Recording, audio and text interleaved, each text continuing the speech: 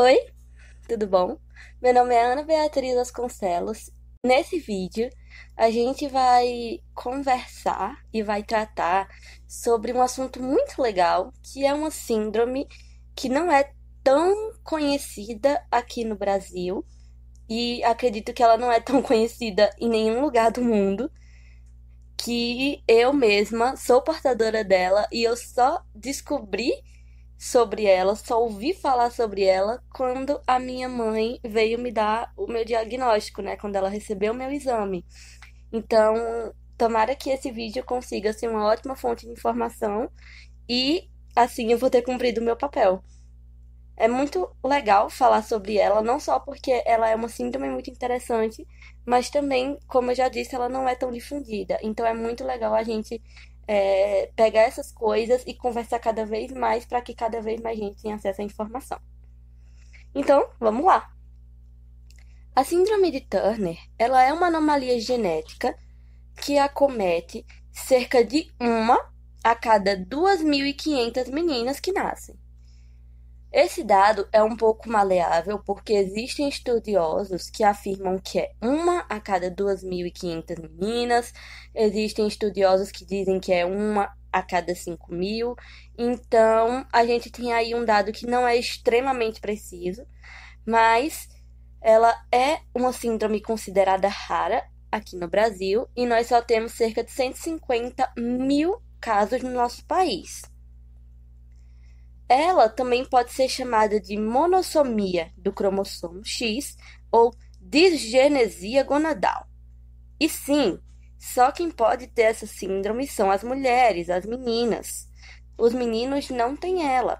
E isso acontece porque a síndrome ela é ocasionada pela falta parcial ou completa de um cromossomo X. Veja bem, os nossos cromossomos sexuais eles são divididos em XY e XX. O cromossomo sexual do homem é o XY e o da mulher é o XX. Quando apenas um dos cromossomos X de uma mulher é normal, ela é diagnosticada com Turner. E o outro cromossomo, Bia, o que acontece com ele? Bom, o outro cromossomo ele pode estar apenas parcialmente incompleto ou simplesmente não existir. É para isso que nós temos duas classificações: mosaico, que é quando a gente só tem a perda parcial do cromossomo, e a gente tem a clássica, que é quando a perda cromossômica é completa. As mulheres que têm a forma mosaico da síndrome normalmente apresentam menos sinais do que as clássicas, né?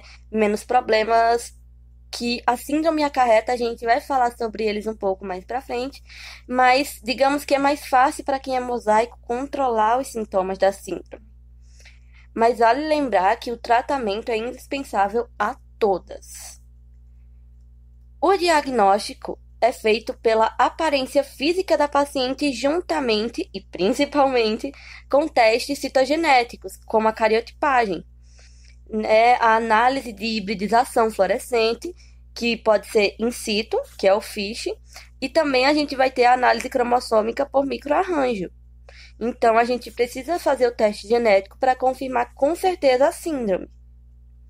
E sobre o diagnóstico, a falta do cromossomo X, ele acarreta o surgimento de características muito particulares dessa síndrome.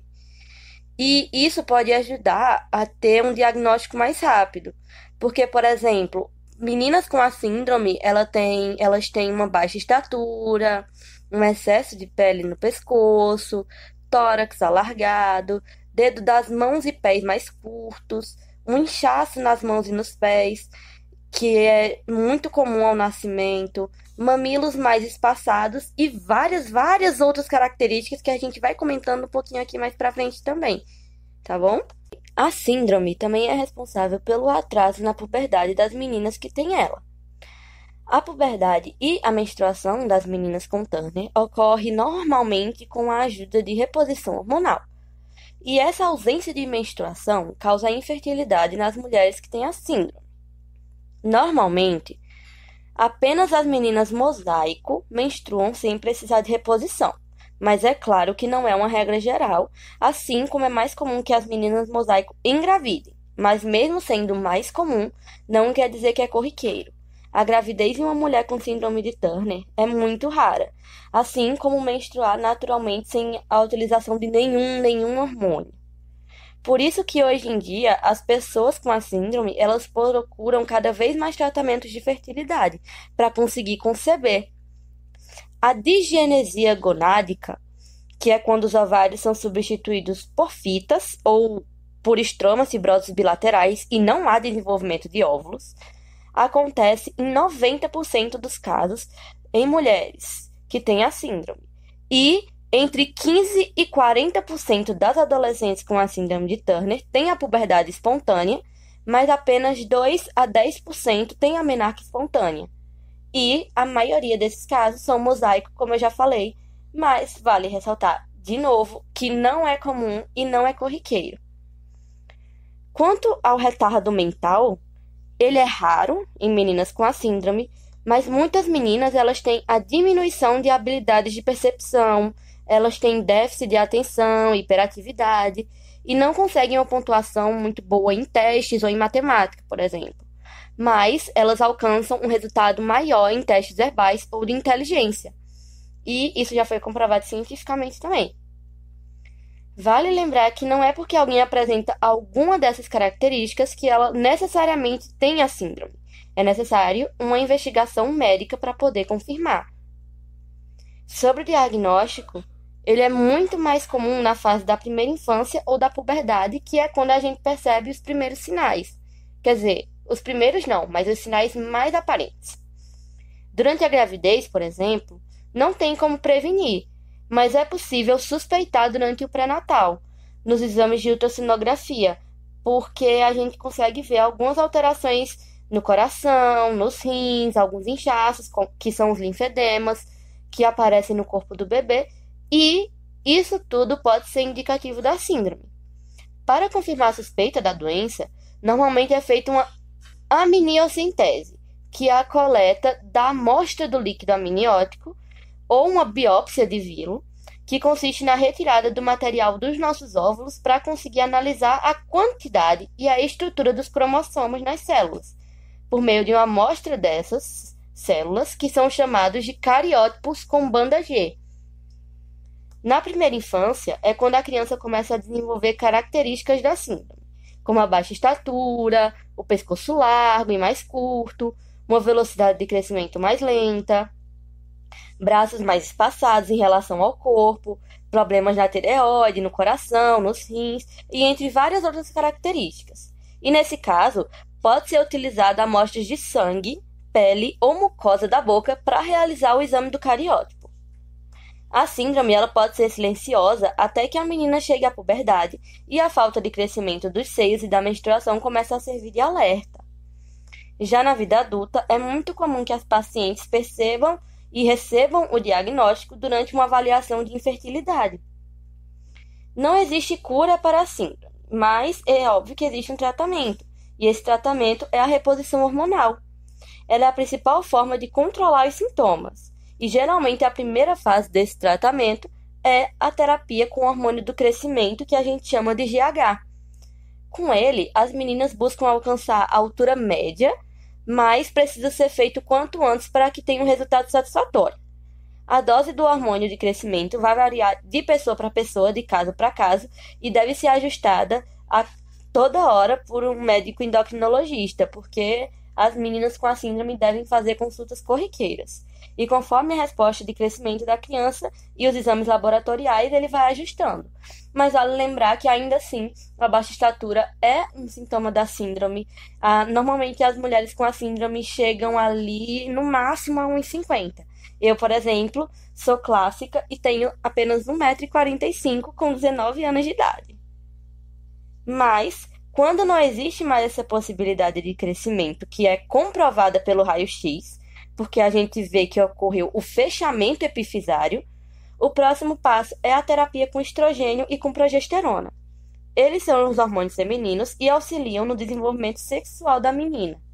O estrogênio é responsável pelas mudanças que ocorrem na puberdade, como o crescimento dos seios, além de ser importante para a saúde do nosso útero e dos nossos ossos. E depois do tratamento com estrogênio, começa a terapia com a progesterona, que dará início aos ciclos menstruais. Obviamente que a dosagem dos hormônios também deve ser individualizada e ajustada por um médico. Mas existem diversas maneiras de se utilizar o estrogênio e a progesterona no tratamento, juntas, separadas, junto ao GH ou não, depende do tempo da pessoa e vai depender de cada caso. Apenas o médico, que tem todos os exames em mãos, exames de imagem, exames de sangue e todo tipo de exame, pode dizer qual é o melhor tratamento para aquela paciente específico. Mas a terapia hormonal é a responsável por boa parte do tratamento, que é para a vida toda. Mas quem tem a síndrome de Turner geralmente necessita de algumas abordagens multidisciplinares, com a colaboração de diferentes especialistas, porque a gente precisa acompanhar sempre as doenças e os possíveis problemas associados à síndrome. Porque quem sofre problemas cardíacos ou renais precisa periodicamente se consultar com o cardiologista e o nefrologista, para que a gente consiga manter todo o nosso corpo funcionando bem sem nenhum problema maior. É claro que apoio psicológico também é fundamental para lidar com as mudanças que o nosso corpo vai passar durante todo o tratamento. E somente o médico pode diagnosticar a síndrome e indicar o melhor tratamento para cada caso. Vale lembrar que os hormônios femininos nos protegem e ajudam em muitas coisas do nosso corpo. Não só na nossa puberdade, por exemplo. Então, nossos ossos, nosso coração.